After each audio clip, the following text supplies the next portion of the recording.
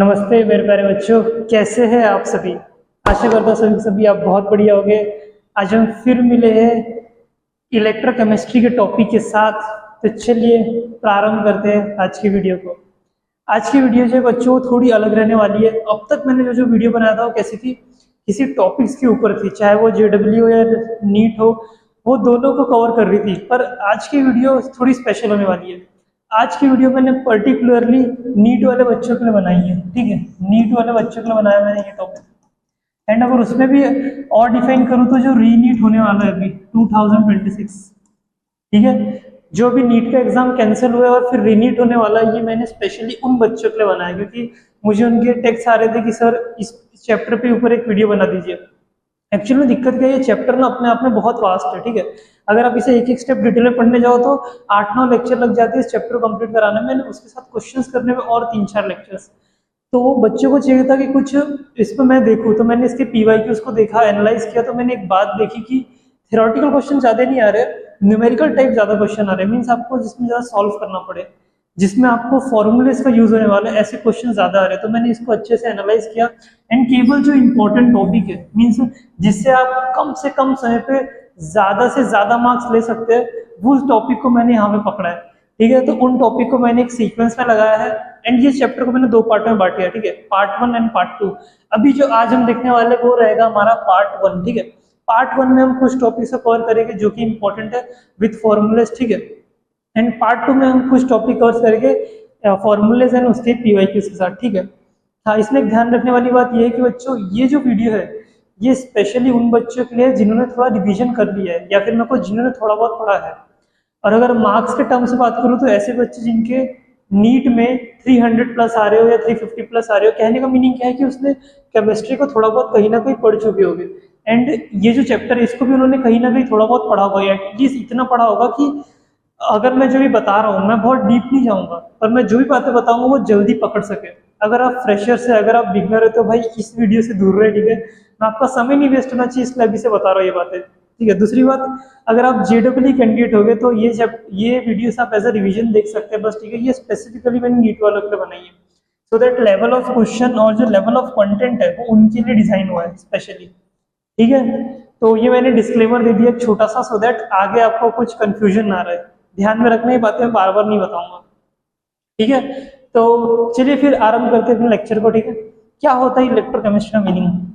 अगर मैं इलेक्ट्रोकेमिस्ट्री की बात करूं तो इलेक्ट्रोकेमिस्ट्री हमारा जो पूरा चैप्टर है ये किस पे डील करता है, कन्वर्जन। ठीक है, किसका कन्वर्जन होता है यहाँ पे, कन्वर्जन होता है यहाँ पे इलेक्ट्रिकल एनर्जी का, electrical energy and chemical energy, chemical energy, इन दोनों के बीच में कन्वर्जन इस चैप्टर में हमको पढ़ना है। ठीक है, अगर हमारा जो कन्वर्जन है वो इलेक्ट्रिकल से केमिकल होता है तो हम इसको बोलते हैं इलेक्ट्रोलाइटिक सेल, इलेक्ट्रोलाइटिक सेल। ठीक है, ऐसे सेल जिसके अंदर इलेक्ट्रिकल एनर्जी का यूज करके हम कुछ केमिकल रिएक्शन करवाते हैं, केमिकल एनर्जी कन्वर्ट करते हैं, उनको हम बोलते हैं इलेक्ट्रोलाइटिक सेल। बट जब हम केमिकल एनर्जी का यूज करके इलेक्ट्रिकल एनर्जी बनाते हैं तो इसको हम बोलते हैं गैल्वेनिक सेल, गैल्वेनिक सेल बोलते हैं, या हम बोलते हैं वोल्टेक सेल। ठीक है, आगे बढ़ने से पहले मैं थोड़ा सा बेसिक कवर कर रहा हूँ जिससे आपको आगे दिक्कत ना हो। ठीक है, अगर इलेक्ट्रिक एनर्जी कन्वर्ट हुई केमिकल में तो इलेक्ट्रोलाइटिक सेल, और केमिकल एनर्जी कन्वर्ट हुई इलेक्ट्रिकल में उसको हम बोलते हैं गैल्वेनिक या वोल्टिक सेल। ठीक है, इसी को हमको इस चैप्टर में पढ़ना है मेजरली। ये जो वाला पोर्शन है इसी को हमको इस चैप्टर में मेनली पढ़ना है स्टार्टिंग में, बाद में इलेक्ट्रोलाइटिक सेल को हमको पढ़ना पड़ेगा। अब मैं गैल्वेनिक या इस सेल की बात करूँ, यहाँ पर जो हमारा गैल्वेनिक सेल है, अगर मैं इसमें यहाँ पे लिखूँ गैल्वेनिक सेल, इसको वोल्टिक सेल भी बोलते हैं। ठीक है, इसके अंदर क्या होता है, कन्वर्जन, केमिकल एनर्जी, हम इसके अंदर कुछ केमिकल रिएक्शंस करवाते हैं जिससे हमको इलेक्ट्रिसिटी मिलती है। ठीक है, गैल्वेनिक सेल की अगर बात की जाए तो गैल्वेनिक सेल वर्क्स करता है, वर्क्स, इसका प्रिंसिपल क्या है, work on spontaneous redox reaction, spontaneous redox reaction. Meaning क्या है कि गैल्वेनिक सेल के अंदर हम एक स्पॉन्टेनियस रिडॉक्स रिएक्शन करवाते हैं जिस कारण से हमारी जो chemical energy electrical energy produce करती है। स्पॉन्टेनियस का मीनिंग क्या होता है कि नेचुरल मींस ऑटोमेटिकली, हम बाहर से कोई फोर्स नहीं कर लगाते, हम बस एक सेटअप रेडी करते हैं जिसके अंदर रिडक्शन ऑक्सीडेशन साइमल्टेनियसली होता है, तभी हम बोलते हैं इसको रिडॉक्स रिएक्शन।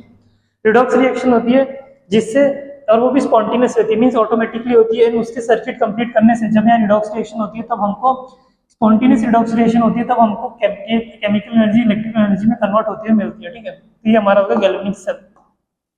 अब गैल्वेनिक सेल का एक बहुत ही प्रोफाउंड एग्जांपल है डेनियल सेल। मैं उससे आपको सेल बताता क्या होता है डेनियल सेल। ठीक है, इसका एक बहुत अच्छा एग्जांपल है डेनियल सेल, और ये अब बुक्स में भी दिया रहता है बहुत जगह, तो इसी के एग्जांपल से हम समझते हैं कि हमारा सेल एक्चुअल में वर्क कैसे करता है। ठीक है, वर्किंग ऑफ सेल में अगर आपको बताऊं, डेनियल सेल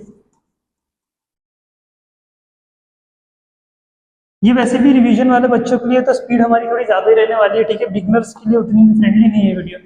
डेनियल सेल की अगर मैं बात करूं तो क्या होता है, देखो यहाँ लिखते हैं, एक कंटेनर हम लेते हैं, उसके अंदर हम एक रॉड डालते हैं। एक कंटेनर लिया, उसके अंदर हमने एक डाली रॉड। ठीक है, मैं इसी कलर से बनाता हूँ, क्यों, उसके अंदर हम एक रॉड डालते हैं। ठीक है, एंड उसको हम डिप करते हैं एक इलेक्ट्रोलाइटिक सोल्यूशन में। ठीक है, डेनियल सेल के अंदर क्या होता है, ये होता है जिंक का रॉड, और इसके अंदर सोल्यूशन कौन सा डालते हैं हम, ZnSO4 जिंक सल्फाइड। ठीक है, ये हो गया ZnSO4 का इलेक्ट्रोलाइट। इधर बात करते हैं, इधर भी हम एक कंटेनर को रखते हैं, सेटअप हम रेडी कर रहे हैं धीरे धीरे अपना। ठीक है, हम यहाँ पे भी एक कंटेनर को रखते हैं जिसके अंदर हम एक और रॉड को डिप करते हैं। ठीक है, ये रॉड थोड़ी सी मोटी दिख रही है पर है सेम साइज की। ये रॉड हम रखते हैं कॉपर की। ठीक है, कॉपर के लिए हम दूसरा कलर पकड़ लेते हैं, कॉपर ब्लू ही होता है ज़्यादा। यहाँ पे हम डालते हैं CuSO4 सोल्यूशन। मीन्स हमने अभी क्या किया, कॉपर जिंक की रॉड ली और उसको उसी के आयन के सोल्यूशन या इलेक्ट्रोलाइट में डालने का मीनिंग है कि जिंक का रॉड Zn आयन प्रोड्यूस करता है, और ये जो सोल्यूशन है ZnSO4 ये भी जिंक Zn2 पॉजिटिव प्रोड्यूस करेगा। कॉपर की रॉड ली हमने, उसको कॉपर सोल्यूशन के अंदर डाला। ठीक है, अब क्या होगा, देखो ये जैसे हम इसके अंदर रॉड डालेंगे तो ये रॉड के अंदर से कुछ Zn2 पॉजिटिव बन के बाहर आ जाएंगे, Zn2 पॉजिटिव बन के इस सोल्यूशन के अंदर आ जाएंगे। क्यों आते हैं, उनको दिखता है भाई यहाँ SO4 है, हम भी यहाँ पे कंपाउंड बना सकते हैं, और ऊपर से सेम आयन है तो यहाँ से थोड़े से आयन यहाँ पे आ जाते हैं। ठीक है, अब ये जो आयन आ गए, देखो Zn था वो Zn2 पॉजिटिव बन गया, मीन्स इसने कुछ इलेक्ट्रॉन्स को लीव किया होगा। ये इलेक्ट्रॉन्स यहाँ से ट्रेवल करते करते यहाँ से भी इसको कनेक्ट करते इधर आते हैं। ठीक है, ये इलेक्ट्रॉन्स ट्रेवल कर रहे हैं इस साइड में, कहाँ से ट्रेवल किए, इस साइड से ट्रेवल करके यहाँ पे। जैसे ही यहाँ पे जो इलेक्ट्रॉन्स आते हैं तो इस सोल्यूशन के अंदर है Cu2 पॉजिटिव। Cu2 पॉजिटिव चाहता है कि मेरे को इलेक्ट्रॉन दे दे, वो रिड्यूस होना चाहता है। तो जैसे ही वो देखता है यहाँ से भाई 2 इलेक्ट्रॉन आए हैं, ये यहाँ से यहाँ चले जाता है और डिपॉजिट होने लगता है यहीं पे। ठीक है, डिपॉजिट होने लगता है तो क्या हुआ, Zn यहाँ पे आ गया, मीन Zn ने 2 इलेक्ट्रॉन जो है, Zn का क्या हो गया, ऑक्सीडेशन हो गया, उसने इलेक्ट्रॉन्स को छोड़ा, इलेक्ट्रॉन ट्रेवल करके एक्सटर्नल सर्किट से कहाँ पे आ गया, इस रोड पे। इस रोड पे जैसे ही देखा कॉपर ने भाई इलेक्ट्रॉन आए हुए उनके पास चला गया रिड्यूस होने के लिए, एंड यहीं पे डिपॉजिट हो गया कॉपर हमारा। ठीक है, ये हो गया हमारा यहाँ तक रिएक्शन। पर ये रिएक्शन ज्यादा देर चल नहीं सकता। क्यों नहीं चल सकता, क्योंकि यहाँ पे Zn2 पॉजिटिव जैसे जैसे आते जाएंगे पॉजिटिव चार्ज का एक सैचुरेशन आ जाएगा यहाँ पे, क्योंकि यहाँ पे पहले से ही तो Zn2 पॉजिटिव थे बहुत सारे जो पहले से यहाँ पे, और यहाँ पे भी पहले से SO4 2 नेगेटिव है। तो जैसे जैसे अगर कॉपर यहाँ पे जाएगा, यहाँ नेगेटिव चार्ज का सैचुरेशन बढ़ता जाएगा, क्योंकि SO4 2 नेगेटिव बढ़ेगा, क्योंकि Cu2 पॉजिटिव कम हो जाएगा और डिपॉजिट होते जाएगा। एंड यहाँ पे क्या होगा कि Zn2 पॉजिटिव आते जाएगा इसके अंदर, तो ये जो हमारा सोल्यूशन होगा ये पॉजिटिवली चार्ज होते जाएगा। इस न्यूट्रलिटी को मीन्स इस इलेक्ट्रॉनिक डिफिकल्टी को मेंटेन करने के लिए, इम्बैलेंस को मेंटेन करने के लिए यहाँ पे हम एक ब्रिज लगाते हैं। ठीक है, ये रहा हमारा ब्रिज। इस ब्रिज को बोलते हैं सॉल्ट ब्रिज। ठीक है, लिख देता हूँ सॉल्ट ब्रिज। सॉल्ट ब्रिज का काम क्या होता है, इलेक्ट्रिकल न्यूट्रलिटी को मेंटेन करता है। और ध्यान रखने वाली बात पता है क्या है, ये पार्टिसिपेट नहीं करता। अब यहाँ पे क्या हो रहा है, पॉजिटिव चार्ज बढ़ रहा है तो ये अपने अंदर से नेगेटिव चार्ज इधर भेजेगा, नेगेटिव चार्ज Cl इधर भेजेगा। यहाँ पे देखो नेगेटिव चार्ज बढ़ रहा है SO4 2 नेगेटिव, तो यहाँ से क्या भेजेगा, K पॉजिटिव भेजेगा। ठीक है, यहाँ पे K पॉजिटिव डिपॉजिट करेगा, यहाँ पे Cl नेगेटिव। आसान भाषा में बोल रहे हैं, दूसरी भाषा में यहाँ पे पॉजिटिव चार्ज बढ़ रहा है बैलेंस करने का नेगेटिव भेजेगा, यहाँ पे नेगेटिव चार्ज बढ़ रहा है बैलेंस करने के लिए K पॉजिटिव को भेजते जाएगा। इससे क्या होगा, हमारी जो सेल होगी वो रन करते जाएगी। सेल जैसे जैसे वर्क करेगी हमारी, जैसे जैसे हमारी सेल वर्क करेगी, इलेक्ट्रॉन्स इधर जा रहे हैं, इसका मीन क्या होगा, करंट की डायरेक्शन ये होगी, करंट ये होगा। इसी करंट को हम यूटिलाइज करते हैं एंड ये सेल तब तक चलते रहेगा जब तक हमारे दोनों साइड के केमिकल यूज्ड अप ना हो जाए, ठीक है। तो हमने यहाँ क्या किया, एक रिडॉक्स रिएक्शन करवा रहे हो जिससे हमारी इलेक्ट्रॉन इधर फ्लो हो रहे हैं और करंट यहाँ फ्लो हो रहा है, ठीक है। अब ये रिडॉक्स रिएक्शन कैसे हुई ये भी सुन लो। यहाँ पे क्या हुआ, ठीक है, इस साइड में क्या हुआ कि Zn ने Zn2 पॉजिटिव बनाया, ठीक है, 2 इलेक्ट्रॉन लीव किए। यहाँ पे क्या हुआ, कॉपर 2 पॉजिटिव ने 2 इलेक्ट्रॉन लेके कॉपर सॉलिड बन गया, कॉपर सॉलिड, ठीक है। और यहाँ पे क्या हुआ कि जिंक सॉलिड से एक्वायस में चला गया। दूसरी बात ये हो गई यहाँ पे रिएक्शन। यहाँ पे क्या हुआ, यहाँ पे हुआ है ऑक्सीडेशन, ऑक्सीडेशन हुआ, ठीक है। यहाँ पे क्या हुआ, कॉपर का रिडक्शन हुआ क्योंकि उसने कॉपर ले लिया, उसने इलेक्ट्रॉन ले लिया। तो इस साइड को हम कहते हैं जहाँ पे ऑक्सीडेशन होता है, इसको हम बोलते हैं एनोड, इसको डिनोट किया जाता है पॉजिटिव साइन से। इस साइड को हम बोलते हैं कैथोड, ठीक है। ये जो रॉड है इनको बोला जाता है इलेक्ट्रोड और ये है कैथोड। मींस इलेक्ट्रोड 2 टाइप के होते हैं, एक होता है एनोड और कैथोड। ये रहा कैथोड और ये है एनोड। एनोड पे हमको क्या देखने को मिलता है, एनोड पे हमको देखने को मिलता है ऑक्सीडेशन, ये देखो ये देखने को मिलता है ऑक्सीडेशन। कैथोड पे हमको क्या देखने को मिलता है, रिडक्शन। तो इस सेल के अंदर हमको एक साइड ऑक्सीडेशन और एक साइड क्या देखने को मिल रहा है, reduction. Reduction and oxidation occurring simultaneously, such reaction are known as redox reaction, ठीक है। तो यहाँ पे हमको एक साइड ऑक्सीडेशन रिडक्शन देखने को मिल रहा है, इसको हम बोलते हैं रिडॉक्स रिएक्शन। तो ये था बेसिक कि एक डेनियल सेल वर्क कैसे करता है, ठीक है। ये जो रिएक्शन है एक साइड की, इसको हम बोलते हैं ऑक्सीडेशन हाफ रिएक्शन या फिर हाफ सेल्स रिएक्शन। ये एनोड के साइड से और ये कैथोड के साइड की रिडक्शन है, तो इसको हम बोलते हैं रिडक्शन हाफ रिएक्शन। जब इन दोनों को हम मिला देंगे, जब हम इन दोनों को मिला देंगे तो क्या देखने को मिलेगा हमको, जैसे ही हम इन दोनों को मिला देंगे दोनों रिएक्शन को, तो हमको देखने को मिलेगी सेल रिएक्शन। हमको देखने क्या मिलेगी, सेल रिएक्शन देखने को मिलेगी। सेल रिएक्शन दोनों को कंबाइन करके बनाते हैं और वो कुछ ऐसे दिखेगी। यहाँ पर इससे क्या है, Zn solid plus Cu2 positive aqueous में, ये वाइज टू आगे चलो क्या बनेगा, Zn2 पॉजिटिव, ये हो जाएगा एक्वायस सॉल्यूशन में चला गया प्लस Cu सॉलिड, ठीक है। तो ये हमारी होगी सेल रिएक्शन। ये रिएक्शन आई कैसे, इस इक्वेशन को ऐड कर दो, हमको ये रिएक्शन मिल जाएगी। आगे की बात करते हैं। आगे की बात अगर हम करें तो एक आता है सेल रिप्रेजेंटेशन। अगर इस सेल को हमें रिप्रेजेंट करना है सिंपल शब्दों में तो हम उसको कैसे करेंगे।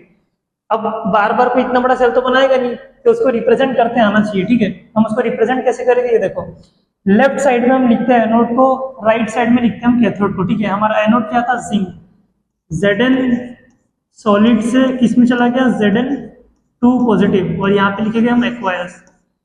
फिर डबल, ये जो डबल लाइन है किसको डिनोट करती है, हमारे कनेक्शन को। क्या था हमारा कनेक्शन, सॉल्ट ब्रिज, ये फेज चेंज को डिनोट कर रही है। राइट साइड में क्या था, कैथोड, कैथोड के साथ क्या हुआ था, कॉपर 2 पॉजिटिव जो कि एक्वायस सोल्यूशन में था, वो किस में चला गया, Cu सॉलिड, ठीक है। ये हो गया हमारा सेल रिप्रेजेंटेशन। ये किसका रिप्रेजेंटेशन है, डेनियल सेल का सेल रिप्रेजेंटेशन ऐसा आता है, Zn सॉलिड से Zn2 पॉजिटिव, कॉपर 2 पॉजिटिव से कॉपर। इसको देख के कोई भी बता सकता है कि लेफ्ट साइड वाला एनोड है, राइट साइड वाला कैथोड है, ठीक है। इधर एनोड है क्योंकि देखो Zn से Zn2 पॉजिटिव मींस उसने 2 इलेक्ट्रॉन लीव किया। इलेक्ट्रॉन जो लीव करता है उसके साथ क्या होता है, ऑक्सीडेशन। यहाँ पे देखो Zn2 पॉजिटिव था, 2 इलेक्ट्रॉन ले लिया, मीनिंग इसके साथ क्या हो गया, रिडक्शन। तो ये थी हमारी पूरे सेल की इन्फॉर्मेशन। इससे आपको एक बेसिक लग जाएगा कि सेल वर्क कैसे करता है, ठीक है बच्चों। ध्यान से इसको देख लो। रही बात लिखने की, लिखने के लिए आप रुक के आराम से इसको लिख सकते हैं, ठीक है, या फिर स्लो करके देख सकते हैं अगर फास्ट लग रहा हो तो, ठीक है। ये होगा डेनियल सेल। अब हम आगे बढ़ रहे, थोड़ा सा सेल से ऊपर उठ जाते हैं। अगले टॉपिक पे आते हैं, हमारा कौन सा है वो, इलेक्ट्रोड पोटेंशियल। इलेक्ट्रोड पोटेंशियल, ठीक है। क्या होता है इलेक्ट्रोड पोटेंशियल, जब भी हम किसी जो इलेक्ट्रोड करना, चाहे वो एनोड हो चाहे वो कैथोड हो, जब भी हम उसे किसी भी इलेक्ट्रोलाइटिक सोल्यूशन में डिप करते हैं, तो उस रॉड के बीच में और उस इलेक्ट्रोलाइट के बीच में पोटेंशियल डिफरेंस डेवलप होता है, उसको हम बोलते हैं electrode potential. It is the potential difference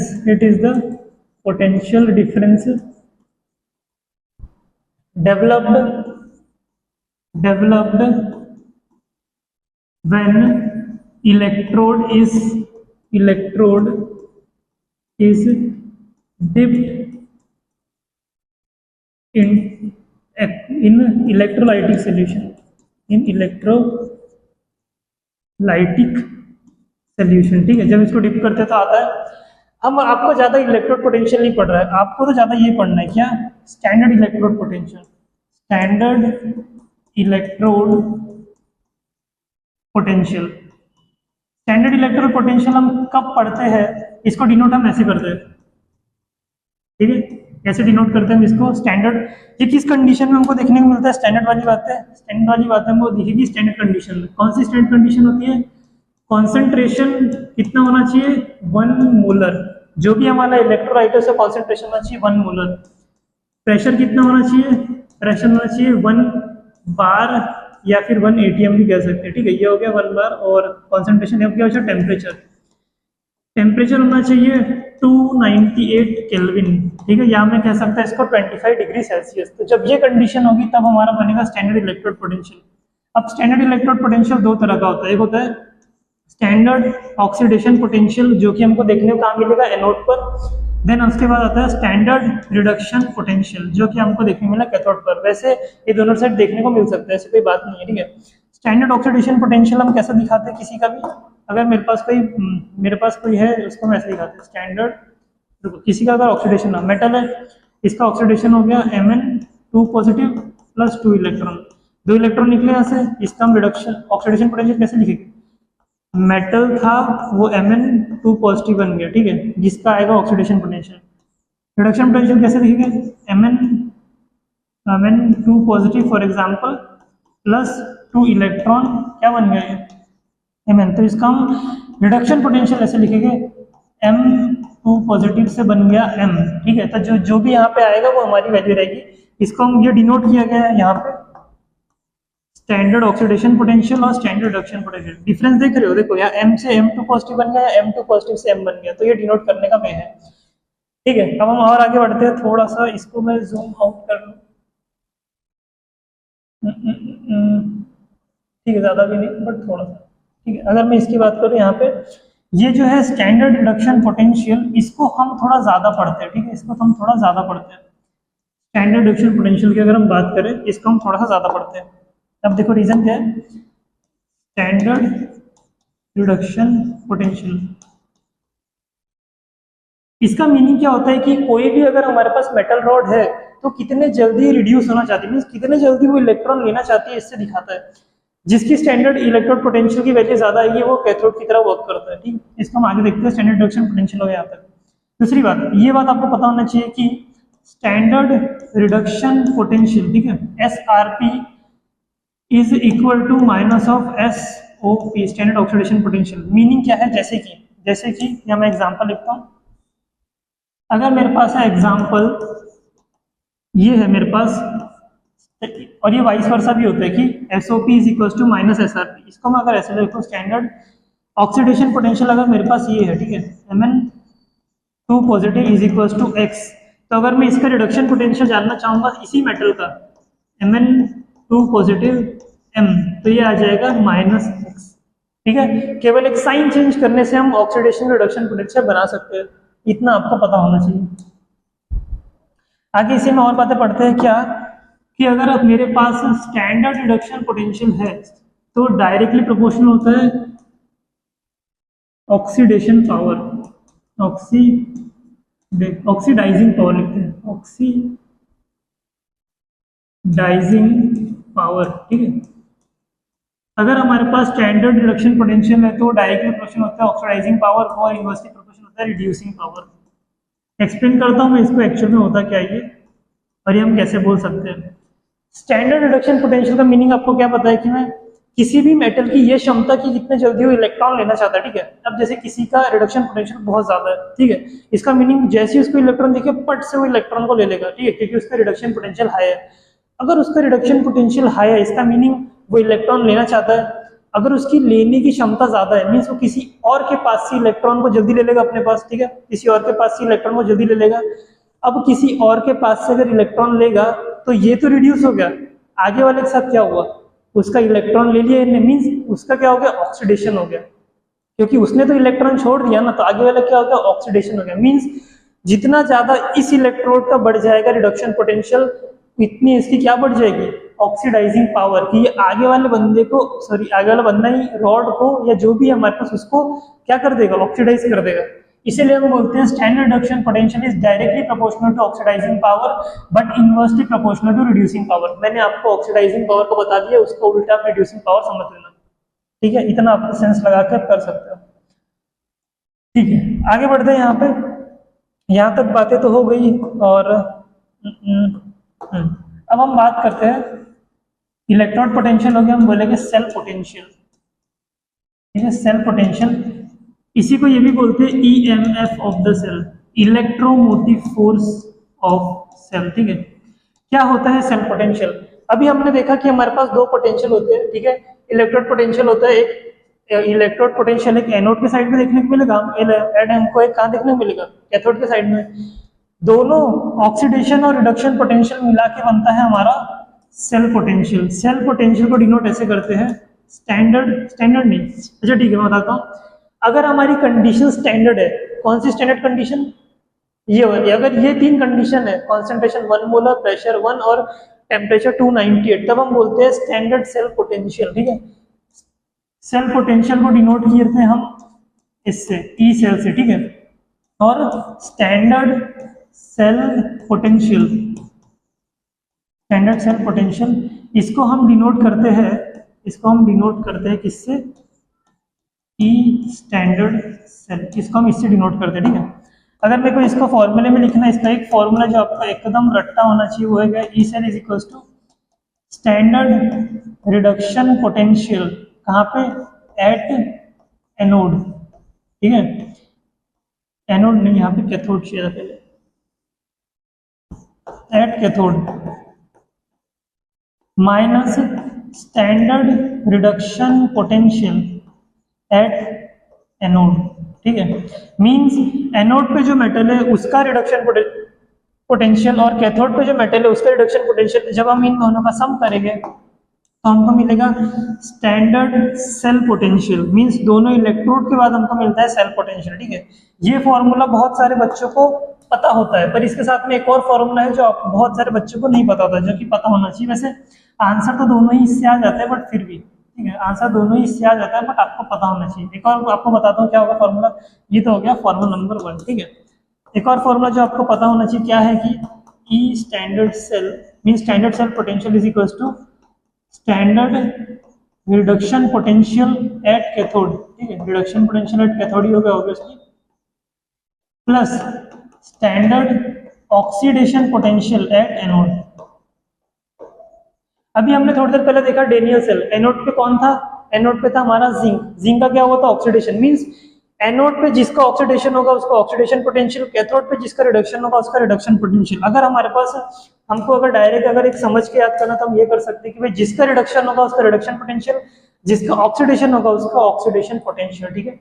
तो ये फॉर्मूला उससे बनता है जो भी मैंने बात बताई कि भाई जिसका होगा ऑक्सीडेशन उसका ऑक्सीडेशन पोटेंशियल, जिसका रिडक्शन होगा उसका रिडक्शन पोटेंशियल, ठीक है। एंड अगर हमारे पास रिडक्शन दी है, ऑक्सीडेशन निकालना है, तो बस आपको साइन तो बदलनी है। थोड़ी देर पहले मैंने आपको बताया, बस आपको साइन तो बदलना है, आपका काम हो जाएगा, x से -x, ठीक है, काम हो जाएगा। तो यहाँ तक कोई सेल पोटेंशियल के बारे में बातें, ठीक ठीक, यहाँ तक हो गया सेल पोटेंशियल, ठीक है।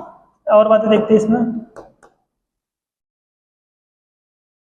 अब कौन सी हमें बातें देखनी है इसमें कि इफ अगर आपके पास दो पोटेंशियल दिए हुए, ठीक है, तो आप ये कैसे पता करोगे उसमें से कैथोड कौन सा है, एनोड कौन सा है, बताता हूं, ठीक है।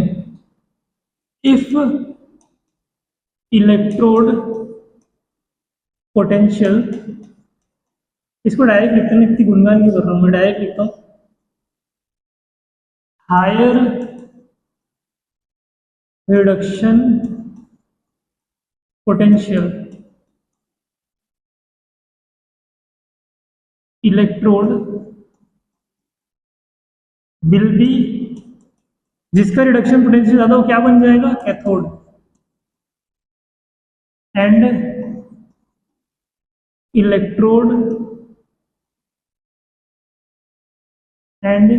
Electrode with lower oxidation potential, sorry lower reduction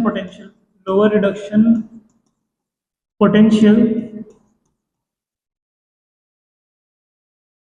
will be anode. इन बातों को ध्यान रखना, ठीक है। इसका मीनिंग क्या है, जो मैंने यहाँ पे थ्योरी लिख रखी है, इसका मीनिंग कुछ ऐसा है कि जिसका लोअर ऑक्सीडेशन पोटेंशियल होगा वो बनेगा एनोड, ठीक है। मीन जिसका ऑक्सीडेशन पोटेंशियल कम है वो बनेगा एनोड। जिसका रिडक्शन पोटेंशियल होगा, जिसका रिडक्शन पोटेंशियल होगा ज्यादा, ठीक है, हायर रिडक्शन पोटेंशियल, वो बनेगा कैथोड। जिसका होगा कम रिडक्शन पोटेंशियल वो बनेगा एनोड। इस बात को ध्यान में रखा। अगर आपके पास 2 इलेक्ट्रोड दिए हुए और आपको नहीं पता कौन कैथोड एनोड बनने वाला है तो देखना, जैसे कि फॉर एग्जांपल हमारे पास 2 है मेटल ए और बी, एक का है -3 ज्यादा हो गए -1.2 और एक है +1.2, तो रिडक्शन पोटेंशियल किसका ज्यादा है, इसका ज्यादा है। मींस ये बनेगा कैथोड और ये बनेगा एनोड, ठीक है। जब मैं एग्जांपल करेंगे तो और अच्छे से आपको समझ में आ जाएगा, ठीक है। और एक बात आप जान लो इसी के साथ साथ, ये हो गया पॉइंट नंबर 1, ठीक है। अब पॉइंट नंबर 2 भी दिखा देता हूँ यहाँ पे, क्या कि in order for a cell to work, means अगर सेल को वर्क करना चाहिए या फिजिबल होना चाहिए, फिजिबल, ठीक है। अगर किसी सेल को वर्क करना चाहिए या फिजिबल होना चाहिए, ठीक है, तो उसको एक कंडीशन सेटिस्फाई करना पड़ेगी, then standard cell potential must be positive. हमेशा इस बात को ध्यान रखना, अगर कोई भी सेल हमको चाहिए कि वो वर्क कर रहा है तो उसका स्टैंडर्ड सेल पोटेंशियल क्या होना चाहिए, पॉजिटिव होना चाहिए। और हम निकाले कैसे, इस फॉर्मूले से हम निकाल लेंगे, ठीक है। क्वेश्चन आया, दोनों ही आप इलेक्ट्रोड के ऑक्सीडेशन रिडक्शन को या फिर जो भी फॉर्मूला लगा के उसको ऐड करना, देखना अगर पॉजिटिव आया मींस वर्क करेगा, नेगेटिव आया तो नहीं वर्क करेगा, ठीक है। ये हो गया एक कंडीशन। दूसरी कंडीशन क्या है कि गिव्स फ्री एनर्जी चेंज तो हो जाए, ये हो गया देखो, gives free energy, standard gives free energy change वो होना चाहिए नेगेटिव, ठीक है। अगर हमारी जो standard gives free energy change negative है और ये पॉजिटिव है तब जाके हमारा सेल वर्क करेगा। इसका भी हमारे पास फॉर्मूला पता होना चाहिए, वो क्या है, delta G is equals to -NFE standard cell, ठीक है, -NFE ये हो गया। एक और सेकंड, इस पे एक और फॉर्मूला यहाँ पे आना चाहिए इसके साथ, वो भी यहाँ बता देता हूँ। वो ये है, ये हो गया पहला, और दूसरा फॉर्मूला ये वाला -RT ln K, यहाँ K आ जाता है प्रोडक्ट अपॉन रिएक्टेंट, जो भी एक्टिव मास होगा, ठीक है, उन दोनों का वो यहाँ पे आ जाता है। इन फॉर्मूलेस को आप, ये जो चारों बातें इनको ध्यान में रखना, इन दोनों में से ये दोनों बातें अलग अलग है। ये वाली किसके लिए है, फिजिबल कंडीशन के लिए, और ये दोनों क्या है, फॉर्मूला और गिव्स फ्री एनर्जी चेंज। यहाँ मैं लिखता हूँ standard gives free energy change, अगर यहाँ स्टैंडर्ड नहीं होगा तो यहाँ पे भी स्टैंडर्ड नहीं आएगा, ठीक है। इन बात को ध्यान रखना। ये हो गई गिव्स फ्री एनर्जी चेंज, जिसके बारे में आपको अच्छे से पता होना चाहिए। इसका गिव्स फ्री एनर्जी, ठीक है। गिव्स फ्री एनर्जी के बारे में आपको पता होना चाहिए। ये मैंने यहाँ से सेल पोटेंशियल लिखा दिया और 2 पॉइंट इंपॉर्टेंट वाला, ठीक है। आगे बढ़ते हैं, यहाँ तक तो आपको बातें में मुझे लगता है सब क्लियर हो गई होगी। अगले टॉपिक पे चलते हैं, जो हमारा है नर्स्ट इक्वेशन। नर्स्ट इक्वेशन, ये इक्वेशन के बारे में आपने बहुत बार सुना होगा, बहुत बार। इसका एक बहुत ही प्रसिद्ध फॉर्मूला है जो हमको आना चाहिए। कौन सा? पहली बात, नर्स्ट इक्वेशन क्या बताती है? नर्स्ट इक्वेशन हमको बताती है रिलेशनशिप। रिलेशनशिप किसके बीच का? दो लोग के बीच का। पहला कौन सा रिलेशनशिप बताती है? Standard cell potential and active masses, और लिखते हो सीधा standard cell potential and concentration of reacting species. Reacting species meaning क्या है कि हमारा जो भी सेल है उसका स्टैंडर्ड सेल पोटेंशियल, ठीक है, and concentration of the reacting species. जो भी हमारे सेल के अंदर रिएक्टिंग स्पीसीज होगी उनके बारे में, उन दोनों के बीच का relationship. It describe the relation, it describes the relation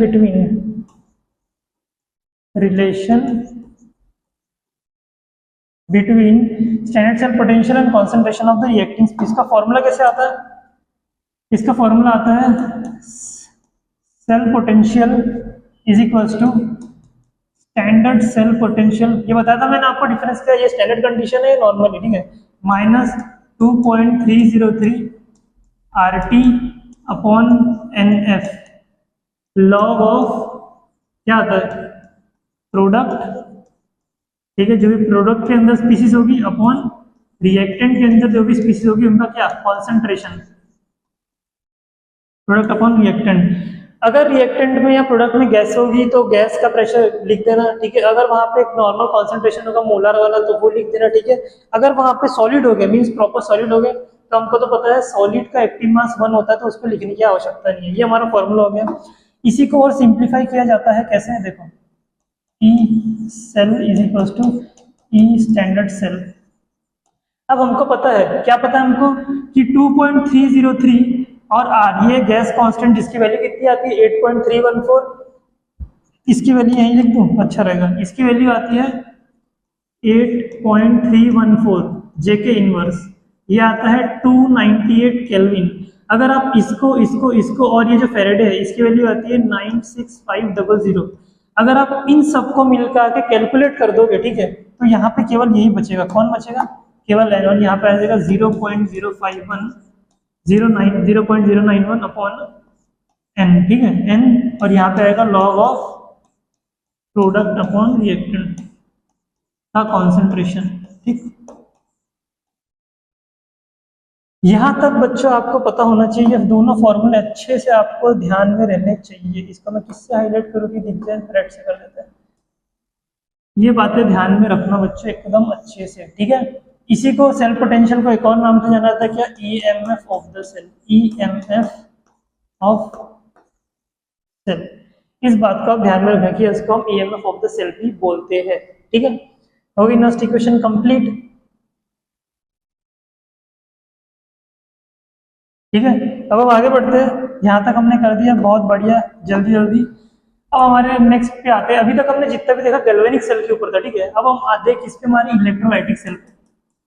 electrolytic cell, electrolytic cell ये क्या सेल होता है, इसके अंदर क्या होता है कि हमारी जो इलेक्ट्रिकल एनर्जी होती है किसमें कन्वर्ट करते हैं हम, केमिकल एनर्जी में उसको कन्वर्ट करते हैं। मीन्स हम इलेक्ट्रिसिटी का यूज क्या करते हैं, हम केमिकल रिएक्शन करवाते हैं। जैसे देखो यहाँ पे अगर आप स्टार्टिंग में एकदम जाओ, यहाँ पे देखो क्या हुआ था कि हम केमिकल रिएक्शन करवा रहे थे, जिस रिएक्शन से क्या होता है जो एनोड है हमारा वो धीरे धीरे करोड़ होते जा रहा था, या मेरे को धीरे धीरे वो समाप्त हो जा रहा था, वो धीरे धीरे थिन होते जा रहा था, पतला होते जा रहा था, क्योंकि वहां से Zn सोल्यूशन में आ रहा है। और यहाँ क्या हो रहा है, यहाँ पे क्या हो रहा है कि कॉपर इलेक्ट्रॉन ले लेकर यहाँ डिपॉजिट हो रहा है, मीन्स कैथोड मोटी होते जा रही है। मीन्स इन दोनों रिएक्शन से हमको इलेक्ट्रॉन बहते हुए मिल रहे थे, जिस कारण से क्या हुआ कि हमको मिली इलेक्ट्रिसिटी। वहां पे क्या होता है कि हम इलेक्ट्रिसिटी को देते हैं एंड उस कारण से यहाँ पे रिएक्शन होती है, एकदम इसकी अपोजिट रिएक्शन हमको देखने को मिलती है।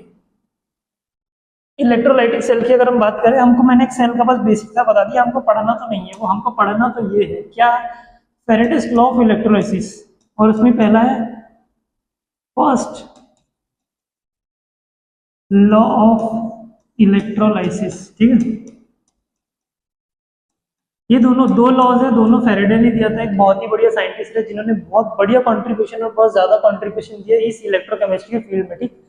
तो हमारा जो यहाँ पे पहला हमारा रूल है या मेरे को पहला लॉ है, फर्स्ट लॉ ऑफ इलेक्ट्रोलाइसिस, वो क्या बोलता है, वो ये बोलता है, ध्यान सुनो जब भी बोलेगा वो ये बोल रहा है कि mass deposited on electrode, mass deposited on electrode is directly proportional to the charge passing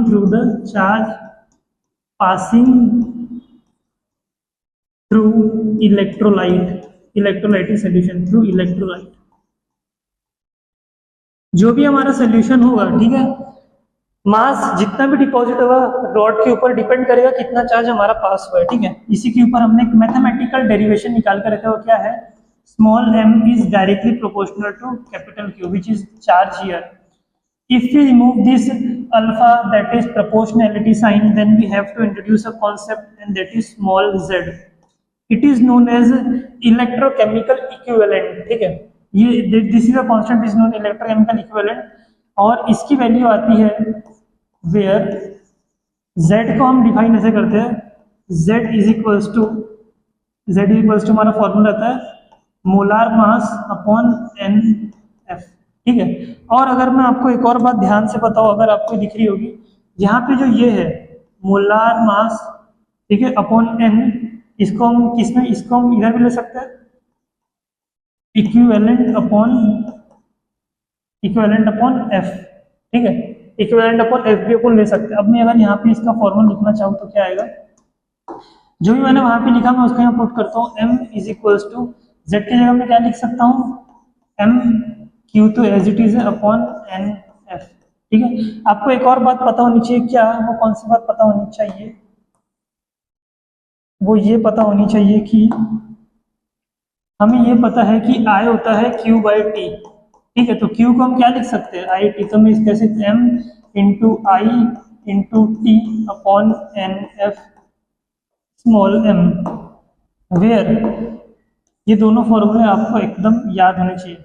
where small m denote mass deposited, capital M molar mass, I is known as current, T for time, N for number of electron transferred, या फिर मैं N factor बोल सकता हूँ, F for Faraday which value is 96500। Here we have only substituted the value of Q as I into T from this formula, that is current is equals to charge per unit time, ठीक है। तो ये पता होना चाहिए आपको formula, पहले law से हमको ये निकल के आता है।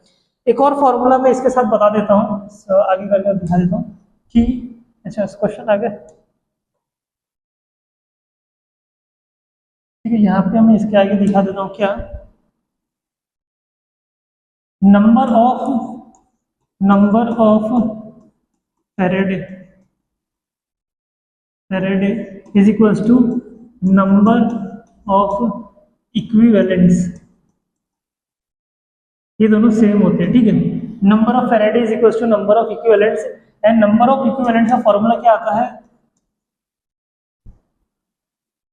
Number of moles into n factor, ठीक है, या फिर N.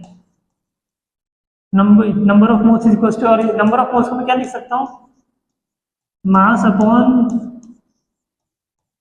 Molar mass into n factor, ठीक है। तो इस बात का ध्यान रखना, ये एक सिंपल सा formula, number of Faraday is equal to number of equivalent equal to number of moles into n factor, mass upon number of moles को मास अपॉन मोलार मास लिख सकते हैं इनटू एन, ठीक है। ये हो गया फर्स्ट लॉ। और सेकंड लॉ भी यहाँ लिख देता हूँ मैं, लगे हाथ है हमारा सेकंड फॉर्मूला। सेकंड लॉ है हमारा इसका, second law of electrolysis, second law of electrolysis. Second law of electrolysis क्या आएगा हमारे पास, सेकेंड लॉ ऑफ इलेक्ट्रोलिसिस ये है कि if same quantity of charge, if same quantity of charge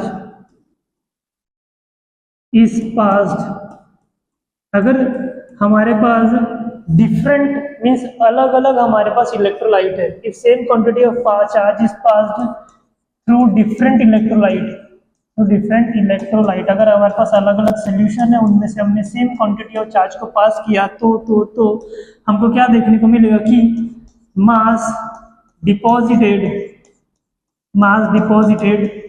is directly proportional to equivalent mass, is directly proportional to their equivalent mass, ठीक है।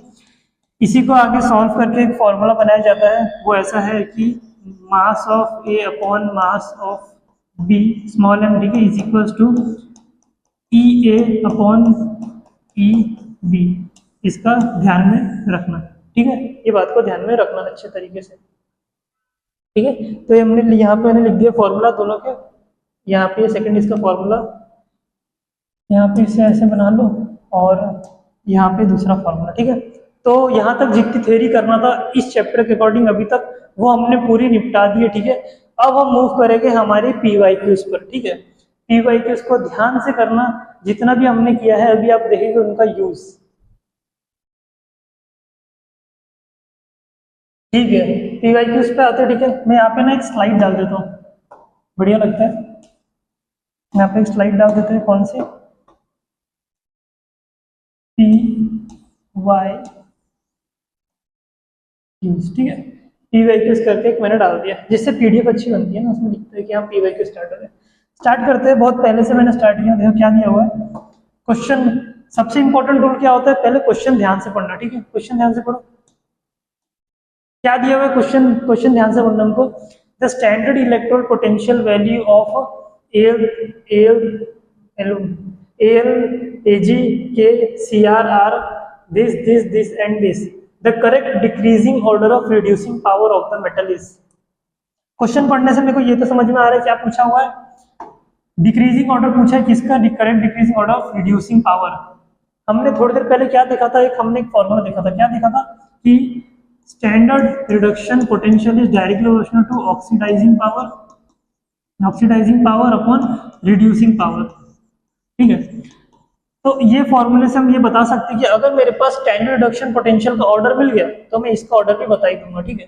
तो मैं इसका ऑर्डर देखता हूँ। अब यहाँ पे देखो क्या दिया हुआ है, देखो यहाँ पे मेंशन नहीं है कि कौन सा पोटेंशियल दिया है, चुपचाप उन्होंने क्या लिखा है, स्टैंडर्ड इलेक्ट्रोड पोटेंशियल। ये हमारी जिम्मेदारी कि हम देखकर पता करें कि क्या दिया हुआ है। देखो Al3 पॉजिटिव, Al हो गया, मीनिंग 3 इलेक्ट्रॉन ले लिया, जो इलेक्ट्रॉन को लेता है उसको क्या बोलते हैं, रिडक्शन। यहाँ पे देखो पॉजिटिव का कुछ साइन नहीं है, पॉजिटिव कुछ साइन नहीं है, 3 पॉजिटिव कोई साइन नहीं, मीन्स हमको सभी का क्या दिया हुआ है, रिडक्शन पोटेंशियल दिया हुआ है, ठीक है। अब रिडक्शन पोटेंशियल अगर मेरे को मिल गया तो स्टैंडर्ड रिडक्शन पोटेंशियल, मैं इसका एक ऑर्डर लगा देता हूँ, ठीक है। देखो सबसे मैं लगाता हूँ कम से ज्यादा का ऑर्डर, ठीक है। सबसे कम किसका है, देखो सबसे कम ये है, ये वाला है सबसे कम, तो यहाँ लिख देता हूँ मैं के, सबसे कम है, ठीक है। के बाद कौन है, ये वाला कौन है, एल, यानी एल आ गया। एल के बाद कौन आएगा, सी, एल के बाद सी आर, ठीक है, ये आ गया सी आर, और इसके बाद कौन आएगा लास्ट में, ए जी। समझा मैंने कैसे लगा, देखो पहले इसको रखा मैंने, फिर उससे बड़ा कौन है, ये वाला एल्यूमिनियम के लिए दिया, देन उसके बाद क्रोमियम, देन उसके बाद ये पोटेंशियल 0.86, ये तो मैंने लिख दिया कौन से ऑर्डर में, बढ़ते हुए ऑर्डर में, ठीक है। अब जैसा कि हमारा यहाँ पे क्या दिया हुआ है फॉर्मूला, जिसका रिडक्शन पोटेंशियल सबसे ज्यादा होगा, क्योंकि जिसका रिडक्शन पोटेंशियल होगा सबसे ज्यादा, उसका रिड्यूसिंग पोटेंशियल होगा सबसे कम, ठीक है। हमारा ऑर्डर क्या लगाना है, डिक्रीजिंग, मीन्स ज्यादा से कम होना चाहिए, ठीक है, ज्यादा से कम होना चाहिए। जिसका स्टैंडर्ड रिडक्शन पोटेंशियल सबसे ज्यादा किसका है, सिल्वर का, ठीक है। अगर सिल्वर का सबसे ज्यादा है मीन्स इसका रिड्यूसिंग पावर सबसे कम होगा, ठीक है, सबसे कम होगा। फिर अगर मैं बोलूं रिडक्शन पोटेंशियल जिसका सबसे कम होगा, इसका सबसे कम है तो उसका रिड्यूसिंग पावर सबसे ज्यादा होगा, मीन्स यहाँ पे आएगी, और ये इसी पैटर्न को फॉलो कर लेंगे फिर, ठीक है। तो ये हमारा ऑर्डर आ गया, किस पे ऑप्शन ये वाला, ऑप्शन नंबर ए। आशा करता हूँ बच्चों आपको ये समझा होगा कि मैं क्या बताना चाह रहा हूँ, ठीक है। जिसका रिड्यूसिंग पावर सबसे ज्यादा था उसका, जिसका स्टैंडर्ड रिडक्शन पोटेंशियल इसका सबसे ज्यादा है, रिड्यूसिंग पावर सबसे कम होगा इसका, ठीक है। और हमको क्या लगाना था, डिक्रीजिंग ऑर्डर, तो ये देखो हमने डिक्रीजिंग ऑर्डर लगा, सबसे ज्यादा इसका, फिर उसके बाद कम। आशा करता हूँ यहाँ तक क्लियर हुआ होगा, नहीं समझा होगा करके देखना या फिर से देखना वीडियो। इसको देखते हैं, मैं फिर इसी के लिए इसको ये लेते हैं। फॉर द सेल, अगेन ध्यान से पढ़ते हैं, for the cell reaction Fe2 positive, for the cell reaction Fe3 positive plus 2I give rise to Fe2 positive plus I2। Cell standard cell potential दिया हुआ है टेम्परेचर के साथ, स्टैंडर्ड गिव फ्री एनर्जी चेंज पूछा हुआ है। फॉर्मूला क्या आता है इसका, स्टैंडर्ड गिव free energy is equals to -NF E cell. N कितना आएगा यहाँ पे, देखो माइनस एन कितना आएगा, एन होता है नंबर ऑफ इलेक्ट्रॉन ट्रांसफर। देखो यहाँ पे Fe3 पॉजिटिव से Fe2 पॉजिटिव गया, क्या मैं ऐसे लिख सकता हूँ, यहाँ पे Fe3 पॉजिटिव से क्या बन गया, Fe2 पॉजिटिव। इसका मीनिंग क्या, इसने एक इलेक्ट्रॉन को गेन किया, एक इलेक्ट्रॉन को गेन किया तभी इसका चार्ज हो गया, इसका मीनिंग इसका क्या हुआ, रिडक्शन हुआ है, ठीक है। नंबर कितना दिया, Fe क्या आ गया 2, अगर यहाँ 2 आएगा तो यहाँ पे भी 2 हो जाएगा, इसका मीनिंग 2 इलेक्ट्रॉन उसको लगे होंगे, ठीक है। तभी वहां पे वो 3 पॉजिटिव से 2 पे गया, मीन्स इसमें एन की वैल्यू कितनी आ रही है, 2 आ रही है, ठीक है। चाहे तो आप यहाँ से मेजर कर सकते हैं, आई से काम हो जाएगा, 2 आ गई एन की वैल्यू, यहाँ पे लिखा therefore n is equals to 2 since 2 electron transferred. Balance chemical equation में फेरेडे की वैल्यू 96500 दी हुई है, सेल पोटेंशियल कितना दिया हुआ है 0.24, कर सकते हैं इसको मल्टीप्लाई, ठीक है। देखो माइनस आ रहा है तो ये होगा या फिर ये होगा, ये बात तो श्योर है। आगे सॉल्व करता देखो, 2 से 24 को मल्टीप्लाई करता मैं, 2 से 24 को तो आ जाएगा 48, ठीक है। ये जो 2 पॉइंट है इसको ये 0 कैंसिल कर देगा, बचा कौन, ये बचा, इसको मैं मल्टीप्लाई कर लेता हूँ एक साइड में, 965 अपॉन 48, ठीक है, 8 5 जा 40, 6 8 जा 48, 52, 9 8 जा 72, 77, 5 4 जा 20, 6 4 जा 24, 26, 9 4 जा 36, 38, ठीक है। क्या आ रहा है देखो, मैं इसको देख के बता सकता हूँ कि 4 वाला आंसर आएगा, ये वाला देख के बता सकता हूँ, क्योंकि देखो यहाँ पे आएगा 0 2, फिर यहाँ पे आएगा 13 15 16 और ये आएगा 4, देखो 4 6 3 2 आया आंसर, और वही हमारा ऑप्शन है। कितना आसान था इसको करना, कोई डिफिकल्टी बिल्कुल भी नहीं, एक सिंपल से फॉर्मूले में हमारा काम हो गया, ठीक है। तो ये बच्चों आपको आना चाहिए। देख रहे हो किस तरह से कितने सिंपल क्वेश्चन आ रहे हैं। अब देखते हैं 2025 वाला। Find the EMF of the cell in which the following reaction take place. एक रिएक्शन हुई और इसकी ईएमएफ फाइंड करना है। क्या क्या दिया है, सेल और इसकी वैल्यू दी हुई, ठीक है। ईएमएफ फाइंड करने के लिए हमारे पास दो फॉर्मूले थे, ठीक है। ईएमएफ एक तो हमारे इलेक्ट्रोड पोटेंशियल से हम फाइंड कर सकते हैं, पर यहाँ पे इलेक्ट्रोड पोटेंशियल दिया ही नहीं हुआ। यहाँ पे दिया क्या हुआ, इनका कॉन्सेंट्रेशन दिया हुआ है। और आपको याद होगा सेल पोटेंशियल और कॉन्सेंट्रेशन, जो भी रिएक्टिंग स्पीसीज है उनका कॉन्सेंट्रेशन बीच में रिलेशन बताने वाली एक इक्वेशन है हमारे पास, जिसको हम बोलते हैं नर्स्ट इक्वेशन। तो ऐसी आती है, E standard cell is equals to standard cell potential, cell potential is equals to standard cell potential minus, देखो यहाँ पे डायरेक्टली वैल्यू दी हुई है तो मैं ये लूंगा 0.0591 upon n log of product upon reactant. Product में कौन कौन है यहाँ पे, Ni2 पॉजिटिव, Ag के ऊपर है स्क्वायर। रिएक्टेंट में कौन कौन है, Na और Ag पॉजिटिव के ऊपर स्क्वायर। अब मुझको ये बात पता है, क्या बात पता है, कि ये जो है ये वाला टर्म, ये और ये दोनों हो जाएंगे 1, क्योंकि ये दोनों है सॉलिड। हमको पता है कि एक्टिव मास या active concentration of solids is taken as 1, ठीक है। तो ये 1 हो जाएगा, ये 1 हो जाएगा, इसलिए मैंने दोनों को हटा दिया। बचा कौन, ये और ये बचा, ठीक है। हमें यहाँ पे वैल्यू डालता हूँ, क्या निकालना है हमको यही निकालना है, ठीक है।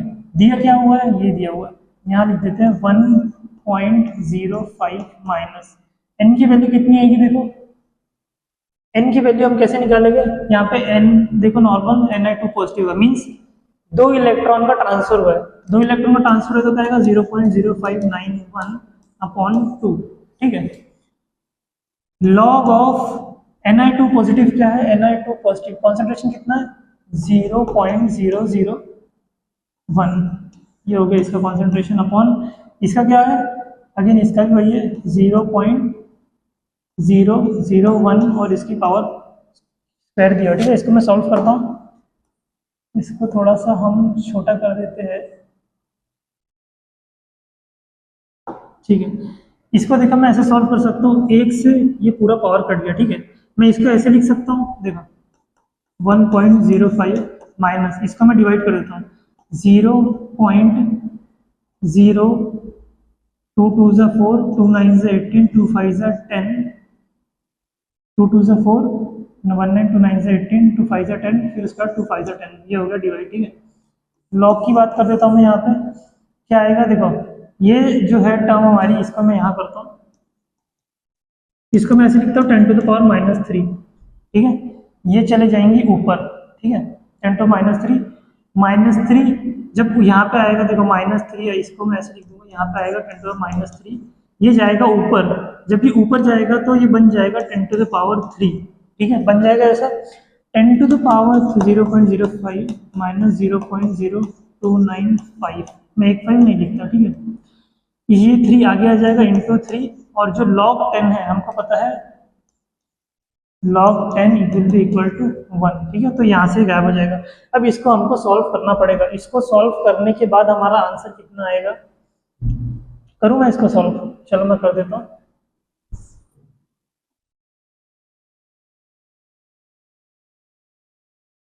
log 10 इज इक्वल टू 1, इसको सॉल्व करते हैं, ठीक है। पहले इसको मल्टीप्लाई कर देता हूँ मैं, इसको मल्टीप्लाई यही कर सकता हूँ वैसे तो 1.05 minus 3 5 is 15, 9 3 is 27, 28, 3 2 is 6, 7 8, 3 0 is 0.0। अगर हम इसमें से इसको माइनस करेंगे तो देखो क्या आएगा हमारे पास देखो मैं देख के बता सकता हूँ, वैसे तो आंसर बी आ रहा होगा, ठीक है, आंसर बी ही आ रहा होगा, पर हम इसको माइनस करते हैं 1.050, एक और जीरो लगा दूँ, ठीक है, माइनस 0.0885, ठीक है, ये मैं आपके लिए कर रहा हूँ बच्चों, ठीक है, इसको आपको ही करना है स्पीड में। 10 9 ये हो जाएगा कितना 4, ठीक है, 4 हो गया, इसको 14 करना पड़ेगा, ये हो जाएगा कितना 9, और यहाँ से भी कट के हो जाएगा 0, ठीक है। जब इसको हम माइनस करेंगे तो हमारा आंसर देखो 0 से कम आएगा। अब मैं इसको माइनस नहीं कर रहा हूँ, हमारा आंसर 0 से कम ही आने वाला है, ठीक। 9615, ठीक है, ये आ गया यहाँ पे 0.9615, और हम क्या निकाल रहे थे, ई एम से, फिर आएगा वोल्ट। हमारा आ गया ऑप्शन नंबर बी। इसमें थोड़ी सी कैलकुलेशन थी, बट फॉर्मूला ही तो लगा के सॉल्व करना था बच्चों। अगर आप ऐसे क्वेश्चन नहीं करोगे तो फिर कैसे चलेगा, ये तो हमको करना ही पड़ेगा, बस कैलकुलेशन थी। और क्या क्या है, at 298 kelvin the standard electrode potential of this and this are this, on the basis of standard electrode potential which reaction can not occur.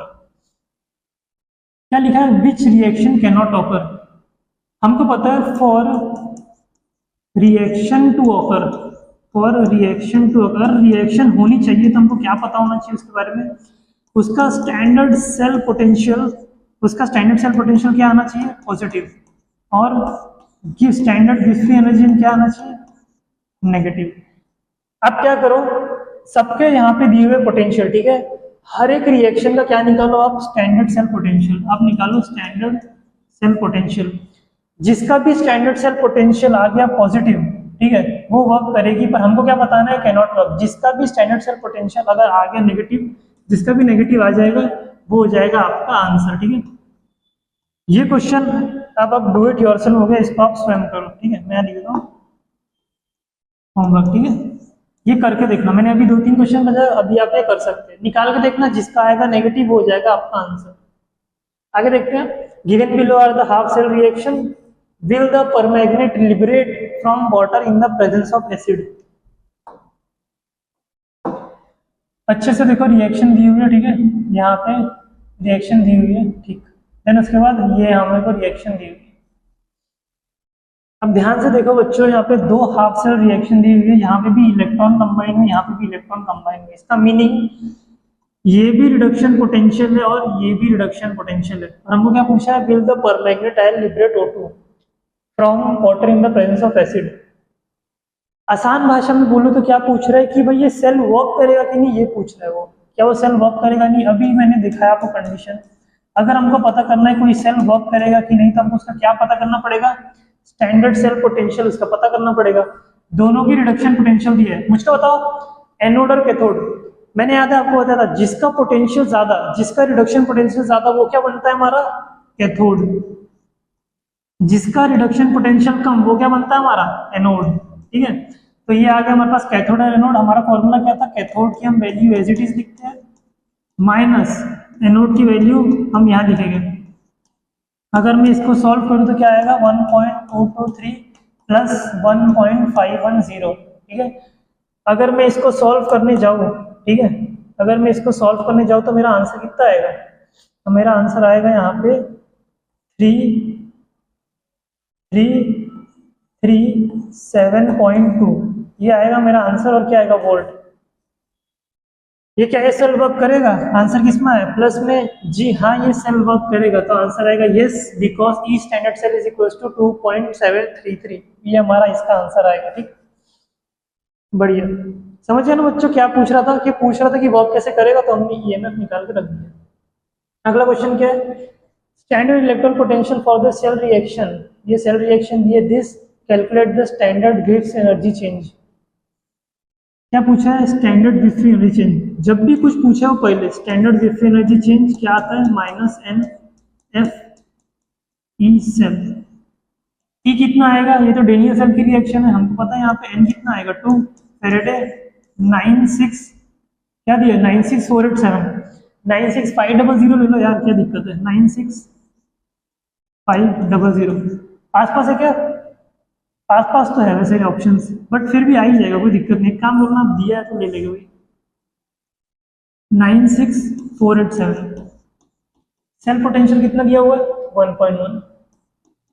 ठीक है, अब ये बच्चों ये आप कर सकते हो, ठीक है, मैं कैलकुलेशन नहीं कर रहा हूँ, इसमें समझ जाएगा थोड़ा, तो ये आप स्वयं ट्राई करना, ठीक है, स्वयं ट्राई करना और देखना इसका आंसर आता क्या है। ठीक है, माइनस में सभी ऑप्शन है, ठीक है, ध्यान रखना इसका किलो जूल का और जूल का आंसर आपका इजीली आ जाएगा इसका। मुझे लगता है कि इसका आंसर पहले जूल में आएगा, आपको किलो जूल में कन्वर्ट करना पड़ेगा। ठीक है, आगे देखते हैं। NEET two half cell reaction are given below this and this the standard EMF of the cell with feasible reaction. Standard EMF पूछा है भाई, और आपको देखो दोनों दे रखा है, दोनों दे रखा है, स्टैंडर्ड ईएमएफ पूछा है, कितना आसान है, दोनों को, दोनों का रिडक्शन पोटेंशियल दे रखा है, तो क्या standard cell EMF is equal to, जिसके रिडक्शन पोटेंशियल ज्यादा वो हमारा बन जाएगा कैथोड, तो ये हो जाएगा हमारा कैथोड, ये हो जाएगा हमारा एनोड, ये है कैथोड, माइनस ऑफ माइनस 1.81। ठीक है, इसको देख के पता लग रहा है कि आंसर 3 में आने वाला है, और 3 का केवल एक ही ऑप्शन दे रखा है, वो है ये वाला। ठीक है, तो ये हमारा सेल पोटेंशियल हो जाएगा, क्योंकि दोनों को मैं प्लस करूंगा, माइनस साइन का तो कोई प्रश्न ही नहीं उठता, तो ऑप्शन नंबर डी इसका आंसर आएगा। ठीक है, ये भी पी वैल्यू, सब P value. Standard cell, the standard cell value of L positive L give rise is equal to, give rise कह रहा हूँ, ये दिस, और फिर क्या दिया है, AL3 पॉजिटिव से AL की value this, identify the incorrect statement. कुछ इंफॉर्मेशन हमको दे रखी है, इनकरेक्ट स्टेटमेंट क्या दिया हुआ है, AL is unstable in the solution, क्या दिया हुआ है, देखो वो बोल रहे हैं कि अनस्टेबल है क्या सोल्यूशन में, बिल्कुल ये अनस्टेबल है। देखो AL पॉजिटिव है, वो एक इलेक्ट्रॉन को गेन कर रहा है, वो भी पॉजिटिव है, इसका मीनिंग क्या है, जैसे हम किस एल्यूमिनियम को, मीन्स AL पॉजिटिव को जैसे किसी सोल्यूशन में डालेंगे वो इलेक्ट्रॉन लेना चालू कर देगा, मीन्स वो रिएक्ट कर रहा है, इसका मीनिंग वो अनस्टेबल। ये करेक्ट स्टेटमेंट है, इनकरेक्ट पूछा हुआ है ध्यान से, पहला स्टेटमेंट करेक्ट है। TL can be easily oxidise to TL positive then TL3 positive, ये क्या दिया हुआ है, रिडक्शन पोटेंशियल, ये भी दिया हुआ है रिडक्शन पोटेंशियल। ठीक है, इसको चेक कर लेते हैं, TL पॉजिटिव, TL कितना दिया हुआ है, -0.34, ये रिडक्शन पोटेंशियल, और इसका कितना दिया हुआ है, +1.26। इनका ऑक्सीडेशन पोटेंशियल क्या होगा, इसका होगा 0.34 और इसका होगा -1.26, मीन्स ये इजीली ऑक्सीडाइज हो सकता है। पॉजिटिव वैल्यू आ रही है, TL can be easily oxidise, देखो पॉजिटिव वैल्यू, नेगेटिव वैल्यू, ये समझा ना बच्चों क्या किया मैंने क्या किया कि रिडक्शन पोटेंशियल दिया था, तो मैंने ये ऑक्सीडेशन पोटेंशियल निकाल दिया, ये ऑक्सीडेशन पोटेंशियल आ रही है, रिडक्शन पोटेंशियल नीचे, ये ऑक्सीडेशन पोटेंशियल, तो सीधा पता लग रहा है TL can be easily oxidise. फिर क्या दिया, TL3 is a good reducing agent then this, TL3 positive is a good reducing agent then TL, अगर ये इसका रिडक्शन पोटेंशियल ज्यादा है तो इसका रिड्यूसिंग पोटेंशियल कम होना चाहिए, बिल्कुल सही बात है, देखो यहाँ पे हो गया।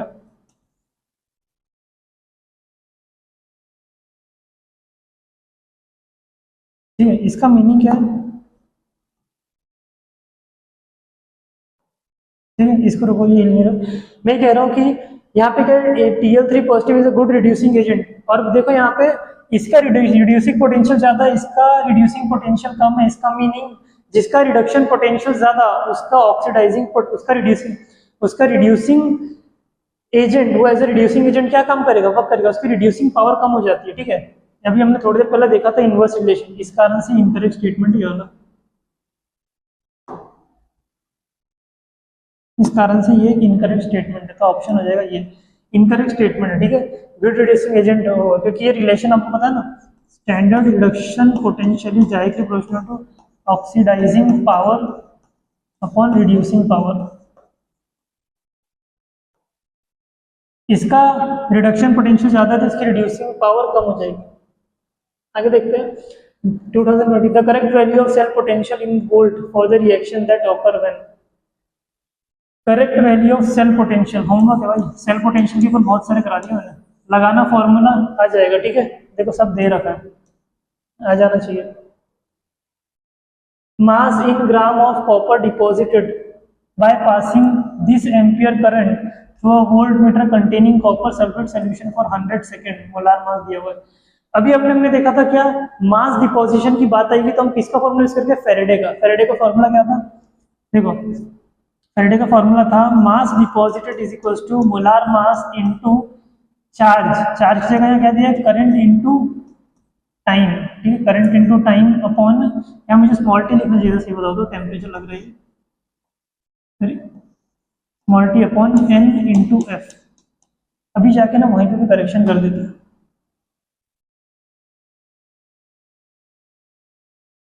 यहाँ पे देखो ये करेक्शन कर देता हूँ मैं, क्या इसको ना, इसको स्मॉल टी लिखना, इससे यहाँ पे ना स्मॉल टी लिखना, अदरवाइज आप इसको टेम्परेचर बना देगा, पता भी नहीं चलेगा। ठीक है बच्चों, कहाँ गए हम,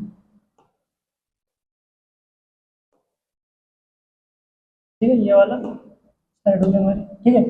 यहाँ पे बस हमको वैल्यू तो पुट करना है, देखो फॉर्मूला इसका कितना है 63, आया कितना दिया हुआ है एम्पियर 9.64 है ना, 6465 बोलते हैं, देखो 9.65 कर देता हूँ, क्योंकि राउंड ऑफ करूँगा तो अच्छा रहेगा। ऑप्शन भी दूर दूर दे रखा है, कोई दिक्कत की बात है नहीं।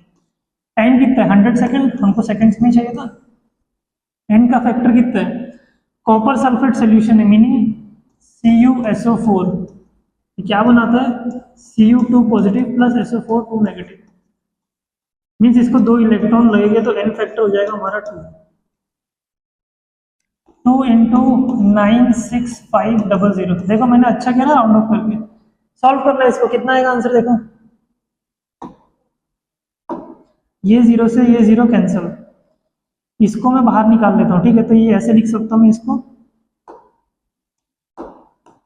63 into 965 into 10 to the power -2 upon 2 into 965, 965 से 90 कैंसिल, इसकी आंसर आएगा 2 से इसको डिवाइड करके कितना आएगा 31.5, ठीक है।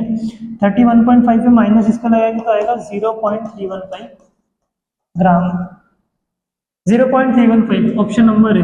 देखो एक फॉर्मूले से कैसे हो गया, इजी था। बढ़ते आगे, the standard cell potential of the cell calculate standard Gibbs energy. Homework है बच्चों, करो, करा चुका हूं मैं एकदम same to same formula, Gibbs energy का फॉर्मूला का नॉलेज जाएगा। Calculate EMF of the half cell given below, क्या दिया हुआ हाफ सेल पर, कौन सा फॉर्मूला लगाना है हमको, देखो ये दिया हुआ है और ये दिया हुआ है। अगर आपको ध्यान में होगा मैंने सेम इसी टाइप का क्वेश्चन अभी थोड़ी देर पहले आपको कराया, देखो सेम इसी टाइप का क्वेश्चन, ये देखो ये जो मैंने क्वेश्चन कराया ना 2025-22 में आया हुआ, सेम आपको यहाँ पे करना है, जो मैं अभी दिखा रहा हूँ आपको, सेम आपको यहाँ पे लगाना है वाला, ठीक है।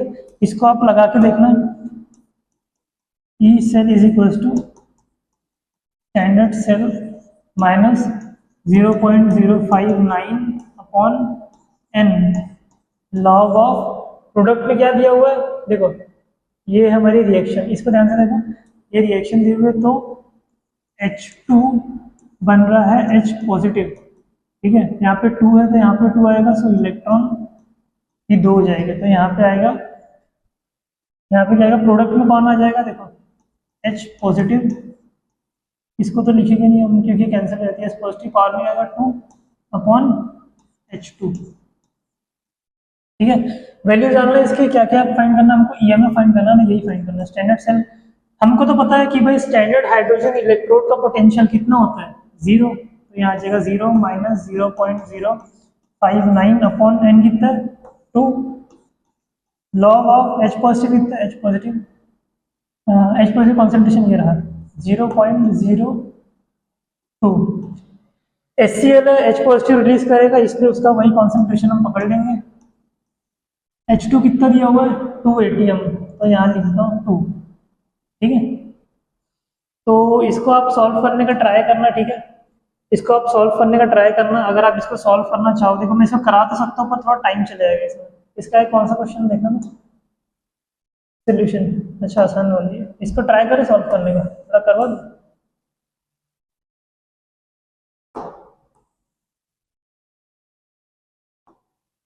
इसको देखो सॉल्व करने जाए क्या आएगा -0. देखो माइनस में आंसर है, देखिए ये और यही होगा 0.059 अपॉन 2 लॉग ऑफ, मैं इन दोनों को अलग अलग कर लेता हूँ वैसे 0.02 इंटू 0.02 अपॉन 2, ये 2 से ये 2 कट गया, ठीक है, एक 2 से एक 2 कट गया, बचा क्या यहाँ पे, अगर मैं यहाँ से निकालना चाहूँ तो मैं इसको ऐसे लिख सकता हूँ यहाँ पे सीधा सीधा, इसको मैं यहाँ ऐसे लिख सकता हूँ ना, कैसे, ज़्यादा ही बड़ा लिखता हूँ यार, छोटा छोटा लिखना चाहिए, माइनस इसको मैं डिवाइड करता हूँ 2 0.0 2 2 ज़ा 4 2 9 ज़ा 18 2 5 ज़ा 10 इंटू लॉग ऑफ, ये आ जाएगा देखना 2 इंटू 10 टू द पावर -4, ये ऐसे आएगा, ठीक है।